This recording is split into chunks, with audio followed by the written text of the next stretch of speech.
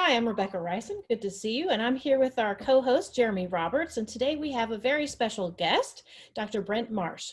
Let us tell you a little bit more about our special guest. Dr. Brent Marsh arrived at the University of Mississippi in August 2019, being honored to join this wonderful community as Assistant Vice Chancellor for Student Affairs and Dean of Students. Prior to his arrival at UM, he served for 5 years as Vice President for Student Affairs at Rogers State University, overseeing numerous programs and services that promoted student engagement and success. Before RSU, he served for 10 years at Howard Payne University in Central Texas in 3 consecutive student affairs leadership roles, culminating in his time there as Vice President for Student Life and Dean of Students. Dr. Marsh earned bachelor's and master's degrees at Kansas State University and a doctorate in higher education administration from Bowling Green State University. His earliest professional experiences were in student housing at 2 universities in Abilene, Texas, serving there between my academic stints at K-State and BGSU. He is also actively involved in NASPA, where he currently serves as director for the Public Policy Division. Welcome to the Chit Chat, Dr. Marsh. How are you doing? Thank you very much. I'm doing well. It's a privilege to be with you all today, and I certainly appreciate the invitation and the very kind introduction. Thank you. Oh, you're welcome. Well, thanks so much for joining us. We know you're busy, and we're super excited to hear about your story and your experiences and wisdom and expertise. So let's just get started, I guess, in terms of getting to know a little bit more about you and how you got started in higher education. Sure, happy to do so. Yeah, my start was, I guess, as a senior in college. I was not planning to pursue this path. I think that's the story of many people that end up in student affairs. Working in these roles at colleges and universities. They don't generally start out as freshmen thinking that that's what they're going to do, and somehow an involvement opportunity opens that door and kind of opens their eyes to this possibility. And that's exactly what happened for me. I was a resident assistant working in student housing at my alma mater, and really halfway through my senior year, kind of a new door of opportunity opened for me where I really got to step into what was essentially a graduate assistant role in the facility where I was serving. And that really just opened my eyes to this possibility and got me very excited about a new career path that I hadn't thought about previously. So shifted my focus from going to law school, which is what I thought I was going to do, to getting my master's in college student personnel. And so, yeah, that's kind of where it began for me. And I certainly have never regretted it. I enjoy this work very much. So you serve as our Dean of Students here at the University of Mississippi. Could you tell us what the day in the life of the Dean of Students is at Ole Miss? Honestly, it depends on the day. I guess it depends on if we're in COVID times or not. But I think one of the things I like about the work is that there is somewhat of a rhythm and some things that are fairly consistent. But then each day also, can just bring its own surprise and something that can be really interesting or kind of catch you off guard. Maybe from some kind of a student behavior issue. But there certainly are a lot of things that I get to do that's more part of that. That rhythm of the week or every couple of weeks, and that might be, having regular one-on-one meetings with my staff, my direct reports, or maybe meeting with an entire group from what we like to call our community of practice here in the Division of Student Affairs. And so, and you all know that from, kind of your work in the Center for Student Success and First Year Experience, and we're kind of working with Dr. Jeter and the departments that are in her practice. So for me, that involves our Fraternity and Sorority Life Office, the Ole Miss Student Union, our You Matter Student Support and Advocacy operation, and then conflict resolution and student conduct, and then also our violence intervention and prevention work. And so those are some of the main areas that I work with kind of day in and day out. And then obviously some larger meetings with other groups on campus, whether that's the Student Affairs Cabinet. I get to be one of the advisors for our associated student body. So, being a part of exec meetings or the Senate meetings, which I love because it's a great way to make sure that there's still, some great opportunities to connect with students. So again, there are some of those normal things that just kind of routinely happen as far as meetings with people. And then, it just depends on what may come from, a conduct report or a report that might call my time and attention in some different ways. One of the groups that I get the chance to work with on campus is kind of a cross-departmental group of some special areas that come together in a really important way to do work on our behavioral intervention team. Mm-hmm. And, that's really a group that is really looking for issues where maybe there's a student who's, experiencing some kind of distress or disruption in their lives, and it might be really making their success, challenging just because of what's going on. And so that's a group that can try to get involved, in a student's experience and try to support them and help them to get back on the right track or to leverage the resources and supports that they need. And so some of the work, the Dean of Students is about that, and really at the end of the day, it's, it really is about trying to help the community to be well and to do well, and individual students within the community to be well and to do well, and to hopefully be successful, to find those important connections, whether that's involvement opportunities, connecting with resources that are going to help them be successful and be well. So those are, I guess, some of the things that I would mention as part of the role, but it's certainly a varied role. Again, no 2 days are really ever the same, but I like it. And one thing that you get to do as Dean of Students is you open convocation. So convocation, what we talk about in EDHE 105, is one of the students' bookends to welcoming them to the university. Convocation was a little different this year, and we saw something unique from you at convocation. We saw you come in on a skateboard. So when did you get involved with the skating life? Yeah. Well, making that convocation was wonderful this year, and I certainly tip my cap to everyone who was involved in making it. It was very special and very unique this year, since we couldn't all be together in person. Right. In the pavilion. I might not ever get to ride my skateboard as part of a convocation, but my story began where all good skateboarding stories begin. It began in Kansas, right? Yeah. That's the first place that I'm sure all of us would have thought about. But no, and seriously though, for me, I remember my brother and I both, if we were ever over at my grandparents' house, they lived in town, which we thought was great because we lived in the country, Mm-hmm. and only a little bit of pavement right out in front of our house. Everything else was gravel, like a gravel driveway and things like that. Yeah. And I went to my grandparents' house in their little small town in Kansas, and they had a sidewalk all the way down the block, and it was a little bit of a hill, and it was a pretty old sidewalk, and so you had to really memorize where all the cracks and holes and things were. And it was riding those kind of cheap plastic boards, which I guess they call those penny boards now. I just think back in the 80s, they were just called skateboards, and that's all you had was the little plastic molded skateboard that was about this wide. But we, got, reasonably good at it or capable enough to ride and not fall off. And, then just, I think in high school, I had a friend, again, who lived in town and had more access to pavement. And so sometimes we'd ride around at his house. But, I never did learn how to do ollies or tricks or any of those kind of things. But a few years ago, I think longboarding became a little bit more popular. And I was at a university when I was at Howard Payne. There had been kind of a prohibition on skateboarding on campus, and then I was advising student government, and they were really trying to get that changed, and they successfully got that policy changed, and they were so excited to start, riding longboards or whatnot around campus. And I thought, well, I should join the fun, so I bought one off Craigslist or something, and so that's the board I ride today. Very cool. Yeah. Do you snowboard as well, or have you ever been snowboarding? I have. Couple of times when I in Colorado. It's been years ago. It's fun. I probably feel more comfortable on snow skis than snowboards. I remember, 2 different times crashing pretty hard, catching an edge, and getting the wind knocked out of me, and that wasn't much fun. But yeah, I like to do all that stuff. I wakeboard. I used to have a windsurfer when I was in high school. Again, Kansas is like windsurfing capital of the world, right?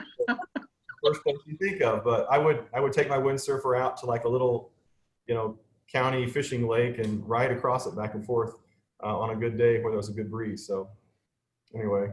Oh, fun. Well, that's neat. Yeah. Well, and thinking of like fun things, student engagement, that's such a key thing I know at every institution. How can the university community promote engagement and also student success? Right. And I love the question because I think really the two go hand in hand. And there's a lot of certainly good, scholarship and research that can back that up. Really that kind of scholarship even dates back a few decades, and I think it's just been built upon over the years. I know one huge, theorist and scholar in higher education that I remember reading about, when I was a master's student is Alexander Aston.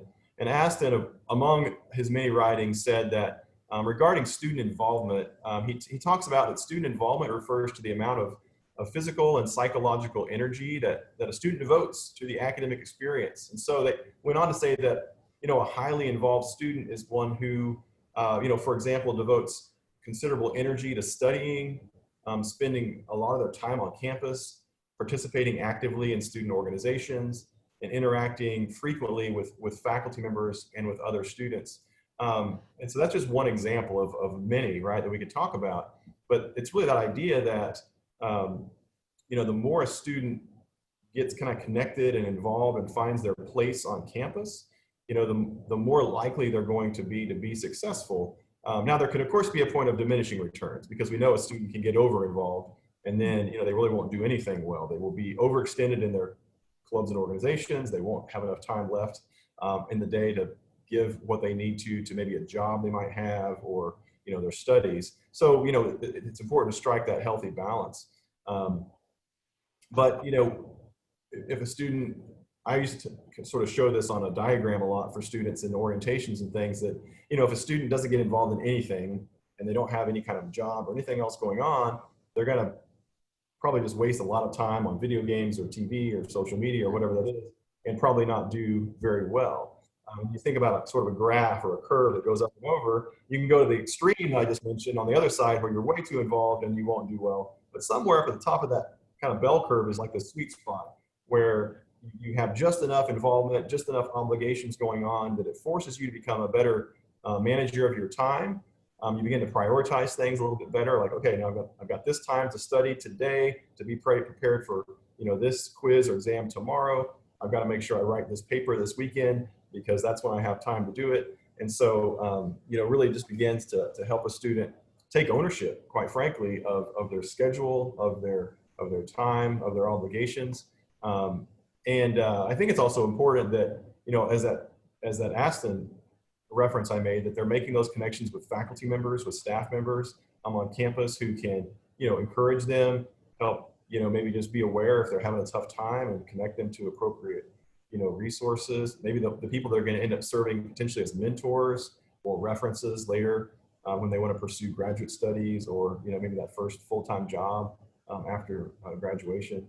And so, again, that to me, they go hand in hand. The engagement is so critical to the students' success. And it's also important, for us as a university community that where we put so many great resources in place that can help students be successful, just like you all do, there in the Center for Student Success and First Year Experience. And of course, we have so many other great resources on campus to help our students, and a lot of great ways for students to be engaged and involved on campus as well. But I know from my own experience and that of so many students that I've worked with over the years, along with the literature, definitely says that this idea of being an engaged and involved college student contributes greatly to success. Mm-hmm. Well, and speaking of engagement too, at the professional level, it sounds like you're engaged in professional associations. You're actively involved in the National Association of Student Personnel. We'd be interested in hearing a little bit more about it's got to be a lot to manage your job in addition to other, professional associations. So we'd love to hear kind of more about that. Yeah, thanks. It's important to me, and it's been a wonderful connection for me over the years to be a part of NASPA. And my membership has been very active for most of my career as far as, consistently having an active membership. I'd say my involvement, really ramped up about 6 or so years ago. And I just realized that I'd been in a situation where, the travel budget wasn't extravagant, and I felt like I needed to be really conservative about what I committed to because I was, worried there might be travel obligations. But really, as I looked into it more, there was a lot of ways to be involved that didn't require, traveling. And then sometimes there's been opportunities to go to conferences or, those leadership opportunities have opened doors for me to maybe be at some different professional meetings. But I just decided, I've got to be more involved. It's important because I want to give back to the profession. It certainly has just made such important contributions to like my own personal network and just these awesome people that I've gotten to know from all over the country, and that's been wonderful. And I think all students, need to be thinking about that, as they're in college and once they get out of college, whatever the career field is, to really always think about those networks, and not because it just can help you, though it can, but also that you can help other people, make connections. And I think that's been one of the most fun things, is being able to help graduates that maybe are leaving out of a program here at the University of Mississippi. If I know someone at a university, where they're maybe looking for a job, like I can help them make that connection with someone else. But I started out when I was at Howard Payne. My last 4 years there, I had athletics in my portfolio, and Howard Payne is an NCAA Division III campus athletic program, and so that was just a great way to learn more. I've always been pretty interested in college athletics, and so within NASPA there are what are called knowledge communities. So they're sort of like a little bit smaller way to get involved in a specific area of expertise or a content area. And so I got involved in the student athlete knowledge community. So it's members of NASPA, student affairs professionals who also want to either they work with student athletes or they want to maybe understand the student athlete experience a little bit better, so then they can better support student athletes. So I was involved with that as kind of a representative for my region of NASPA that I was in, and I became actually the national chair for that knowledge community for a couple of years. And then I was the treasurer for Region 4 West, which is more of like kind of the Plain States type of an area of NASPA. And then I moved here, and so since I've come here, I've actually been serving a 2-year stint as the director of the public policy division. I think you mentioned that, Dr. Reysen, at the intro. So continue to be involved. And I was actually thinking to myself just the other day, okay, my term will be up in March. What am I going to do with NASPA next? Because I want to stay, connected. I want to stay involved. That's great. So speaking of staying connected and staying involved, students here on campus, that's one thing that we want them to do. So with your work, with your different departments, what is something that you want students to know about the Dean of Students office here at the university? Yeah, well, I want students to know that I try to have an open door policy. COVID's changed that a little bit, but I mean, I'm here in my office, and we can all put our masks on and visit. And of course, in normal times, the door's wide open, and as long as I'm available, happy to meet with students. But I think I'm so thankful for the team of colleagues that I get to work with, particularly in some of the areas that I mentioned that are in the Dean of Students community practice. It really is this dedicated group of people who want to see students succeed, want to see them get involved on campus and find their place on campus. And we have hundreds, literally, of really amazing student organizations, big and small, some that you can be involved with, and it wouldn't be a very large time commitment, and others maybe if you're looking to get more invested, that's going to be a larger commitment. We have those opportunities as well. So students can really find those opportunities and make of their Ole Miss experience what they want to. And I would just say that it's important to start looking, even right away, when a student comes in through orientation and then those first weeks on campus, to begin to find those opportunities, but also know that some of that involvement might shift and change, because sometimes new opportunities might come your way as a junior that you didn't even know about when you were a freshman. So be continuing to look for ways to be involved on campus, to serve the community, to serve on campus, because it's important to give back, kind of like talking about NASPA involvement. But again, also all of those things do help to build a student's resume that's going to be important for them as they leave this university with a very significant credential from a flagship university. So that already speaks volumes. And then the more they build their resume through their leadership, their involvement, their service, their academic success, like all of those things will really set them up to have a very successful launch into whatever is next. And again, if students are ever struggling to kind of find that connection, we definitely have staff. I particularly think of our team in the student union. We this year some leadership and engagement ambassadors, like a new program that's really specifically designed to help students find their place and figure out what they want to be involved with and how to get connected with those opportunities. Oh, great. Well, we have a lightning round of questions where we like to ask our guests some questions that help us know a little bit more about their experiences in college and their career development. So our first question is, if you don't mind painting us a picture of what Dr. Marsh's freshman year was like of college. We'd love to know more about that. Oh gosh.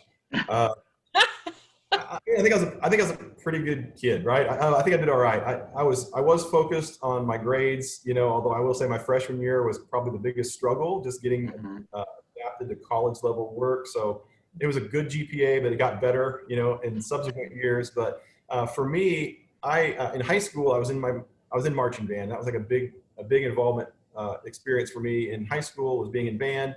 I knew I wanted to go to a college that had a bigger marching band. And so I went to K-State because that was one of the two biggest colleges, you know, universities in my home state, and was able to be in the marching band. I played trumpet as a freshman, but in my senior year of high school, I was a drum major, and so I really wanted to be the drum major and get to conduct, you know, on the field. And so I remember sitting in like my freshman psychology class, sort of like daydreaming about, you know, being the drum major of the marching band. But I got that opportunity as a sophomore. I was one of two assistant drum majors, and then junior and senior, I was head drum major. So that daydream I had in psychology class actually came to pass. So yeah, as a freshman, let's see, I didn't have a job my first semester, but I had a really great group of friends, and we had a lot of fun playing football out in front of our residence hall out on the lawn, and, you know, just, you know, hanging out together, going late night runs to Taco Bell. And I think as a second semester, I got a job my freshman year in the dining hall. So some weeks I was washing dishes, and some weeks I was on the line serving. And that was, you know, it was a job. It was pretty fun. I've always tried to make jobs fun, whatever they are. And I could talk more about that later. And then my sophomore year, I worked at the front desk for a semester, and then I became an RA, like I mentioned earlier. So really enjoyed those experiences. Yeah. Well, that's awesome. So who is someone that you would consider a mentor that has guided you on your career development? Oh, that's great. I had so many supervisors and other folks along the way that invested in me, and I'll always be thankful for them. I think when I was when I was in my master's program at K-State, Dr. Mike Donnells was one of kind of the two primary faculty members that I had back in those days. And then I remember when I thought about Ph.D. programs, I reached out to Dr. Donnells, and he had actually made a change in his career. He was at Bowling Green State.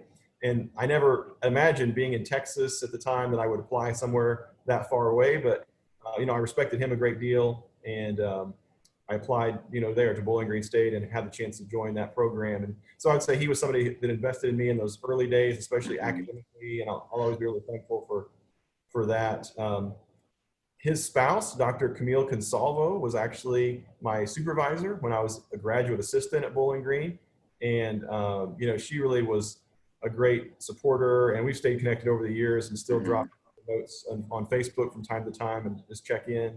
And then really every supervisor I've had since that time, including currently, have just been, you know, really great supportive colleagues, mentors, people that, you know, I could go to with questions, and just incredibly supportive and encouraging. So I hope I do the same for, you know, others, because I do think it's important to return that blessing to others when it's been given to you.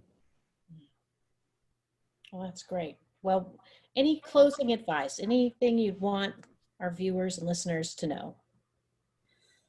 Oh gosh, you know, I think if you're a student at the university, or you're thinking about being a student, or maybe you're gonna, you know, you've taken some time off and you're looking to come back to the university, first I'd say, you know, just take advantage of, you know, every opportunity that's here on campus, but also don't hesitate to, you know, utilize those resources and ask for help. It's a great community, a great family here at the university, and You know, though we're a larger university, right? 18,000 students, it still has a pretty small feel. And I think it feels that way because of the people here that really do care. And I'm always impressed at the level I see people that work here going above and beyond the call of duty to help students and support them. And I see the same thing for so many of our students. They really do care. And I continue to be impressed with, yeah, just the involvement of so many of our students, their professionalism. I know when I was an undergraduate student, I was involved in some things that I think were pretty great, but I don't think I can hold a candle to the students today and the kinds of things that they do and what they achieve. So it's pretty impressive. But I would just say, you know, to come in and take full advantage of those experiences, make the most of it. It'll go by quickly. And, you know, certainly after you graduate from the university, we want you to stay connected and stay involved and continue to visit. Well, fantastic. Well, thank you so much, Dr. Marsh, for joining us. We really, really appreciate it. And thanks for all the stuff that you do on campus, because clearly you wear a lot of hats and are busy probably all the time, but still make time to help people out. So that's really fantastic. So my pleasure. It's my pleasure to be here and to serve here alongside of you all in our respective roles. And I appreciate the opportunity again to be a part of the chit chat today. Thank you.